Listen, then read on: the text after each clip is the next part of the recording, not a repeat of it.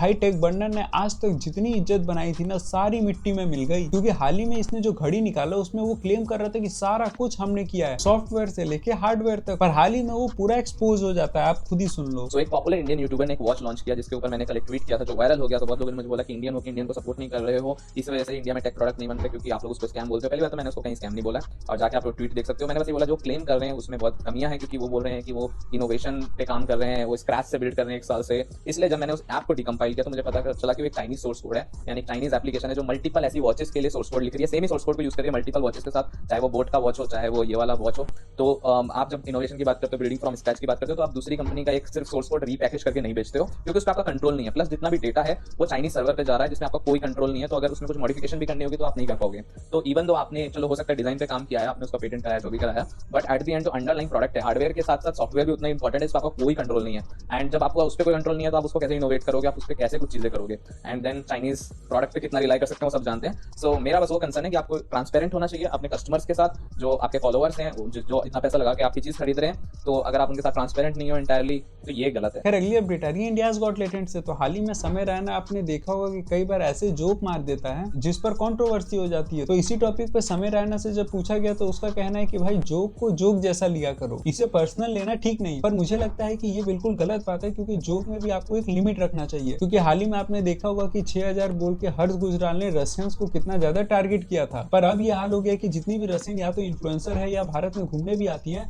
और अगर लोगों को पता चल जाता है तो वो उन्हें 6000 बोल के चिढ़ाने लगते हैं। मतलब ये कितनी बुरी बात है। अगर आप खुद ही सोचिए कि अगर भारत की लड़कियों का कोई रेट लगा देता अपने देश के अंदर 2000-3000 कुछ भी, और अगर यहाँ की लड़कियां वहां पे जाती और लोग उसे 3000 बोल के कॉल आउट करते, तो क्या आपको अच्छा लगता? तो इसीलिए कॉमेडियन को हमेशा जोक बनाते समय ध्यान देना चाहिए कि वो डायरेक्टली किसी को हर्ट ना करे। तो अगली अपडेट आने से पहले मैं बता दूं कि 60 सब्सक्राइबर के हम लोग बहुत करीब है, तो हमें सब्सक्राइब कर लें। खैर अगली अपडेट आ रही है दिलजीत से। तो हाल ही में आपने देखा था कि तेलंगाना की सरकार ने पहले उसके ऊपर रेस्ट्रिक्शन लगाए थे, और अब चंडीगढ़ की सरकार ने उस पर रेस्ट्रिक्शन लगाते हुए कहा है कि आप अपने गाने में वायलेंस ये सब प्रमोट नहीं करेंगे। पर मेरा एक सिंपल सा सवाल है कि हुस्न का मजा आंखों से लीजिए वाला गाना जो कि आजकल टीवी में भी चल रहा है और छोटे छोटे बच्चे भी उसे देख रहे हैं, तो क्या उससे यूथ खराब नहीं हो रहा? खैर अगली अपडेट तो आपने सुन ही लिया होगा कि भारत का गुकेश बन गया है दुनिया का सबसे यंगेस्ट वर्ल्ड चैंपियन, और 12 साल की ही उम्र में उसने कहा था कि मेरा सपना है कि मैं वर्ल्ड का सबसे यंगेस्ट वर्ल्ड चैंपियन बनूं। भाई लिटरली दिल गार्डन गार्डन हो गया। खैर अगली अपडेट आ रही है दीपक कलाल से। तो हाल ही में उसने बताया कि एक आदमी उसी के नाम का चैनल बना के उसको लूट रहा था, और फिर समय रैना उसका कैसे मदद करता है आप खुद ही सुन लो।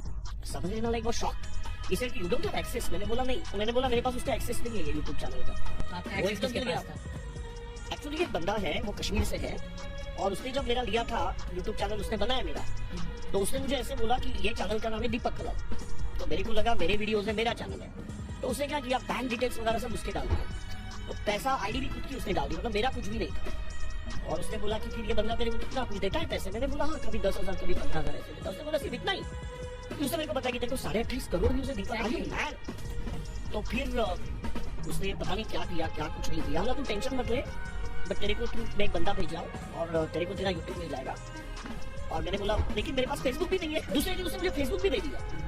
खैर अगली अपडेट आ रही है फीफा वर्ल्ड कप से। तो 2034 का फीफा वर्ल्ड कप अब कंफर्म हो गया है कि वो होगा सऊदी अरब में, और इसी के साथ वो मिडिल ईस्ट में दूसरा ऐसा राष्ट्र बन गया है कतर के बाद जो फीफा वर्ल्ड कप होस्ट करेगा। खैर अगली अपडेट आ रही है अतुल सुभाष से। तो आप लोग ने सुन ही लिया होगा कि इसकी पत्नी ने इसके साथ क्या किया था, पर अब लड़की का परिवार कह रहा है कि ये बहुत बदमाश आदमी था। तो उसी पर उसके पुराने वकील क्या कहते हैं आप खुद ही सुन लो। देखिए तमाम मुकदमे उसने कर रखे थे उनकी पत्नी ने, अतुल सुभाष की, और 498 डाइवोर्स का भी एक मुकदमा किया गया था, डोमेस्टिक वायलेंस का भी मुकदमा था, कि उसकी पत्नी उसके बच्चे से बिल्कुल बात नहीं करने देना चाहती थी। वो बार बार चाहता था कि भाई बच्चे से हम बात करें।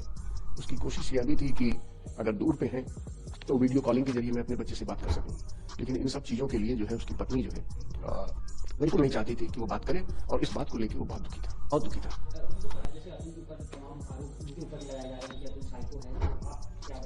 नहीं, ये बिल्कुल गलत है। वह बिल्कुल ही वह बहुत ही सौम्य लड़का था, वो बड़ा ही व्यवहारिक लड़का था, ही वॉज वेरी कोऑपरेटिव। तो कोर्ट में जब भी तमाम तारीखें पड़ी, 22 तारीखें पड़ी, ही वॉज वेरी रेगुलर, और बड़ा विश्वास था जुडिशरी में उसको। अब बच्चे को न मिलने देना तो यह निश्चित रूप से हम लोग देखते थे, इस नाते वो बहुत दुखी था और उसकी पत्नी का व्यवहार बहुत ही उसके प्रति खराब था। कि अगर ये आदमी बदमाश था ही और तुम अगर बहुत अच्छी थी तो जब तुम्हें 40,000 रुपए मिल ही रहा था तो 2 लाख का तुमने डिमांड क्यों किया, और वो भी तब जब तुम खुद भी कमा रही थी, और एलिमनी को भी तुमने बढ़ाकर 1 करोड़ से 3 करोड़ कर दिया था। और वो छोड़ो, अगर तुम इतनी ही अच्छी होती तो डायरेक्ट उससे अलग हो जाती और अपना पैसा लेके जिंदगी जी रही होती, मगर तुमने 9 मुकदमे उसके ऊपर लगा दिए जिससे कि वो और ज्यादा प्रताड़ित हो। तो मुझे नहीं लगता कि कोई तुम दूध की धुली हो। खैर, आज का मीम ऑफ द डे है ये। मेरे साथ में रहना चाहती थी, तब उसने मेरे से फोन से बात नहीं किया। उसके अलावा और किससे बात करी? गुलबर से बात होती, मैं उसको सारी बात बता दिया। ऐसे ऐसे प्रॉब्लम है। नहीं, आप गुलबहार कौन है? आपके पास एविडेंस जो इसने ब्लॉक किया, इसमें इसके पास सारी चैटिंग है।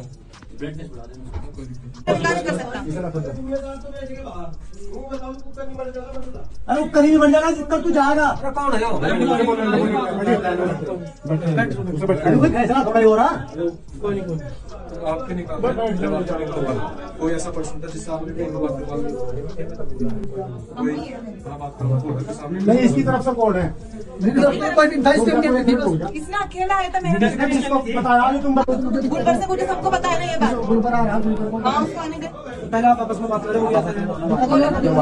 उसने मेरे साथ भी सब कुछ भी किया, एक बच्चे भी गिरा दिया है, फिर भी इधर आके निकाल कर दिया, और बहुत ज्यादा लड़की से किसने लगे हुए। फोटो है, मैंने सबको भेज दिया। इसको पूछे, इसने उधर से सारी गलत काम करके इधर आया। उसके पहले भी बहुत ज्यादा लड़की के साथ भी गलत कर रहा था, मिल रहा था। वो उसका भाई है, सबको पता है। मैं गुलबर को सारी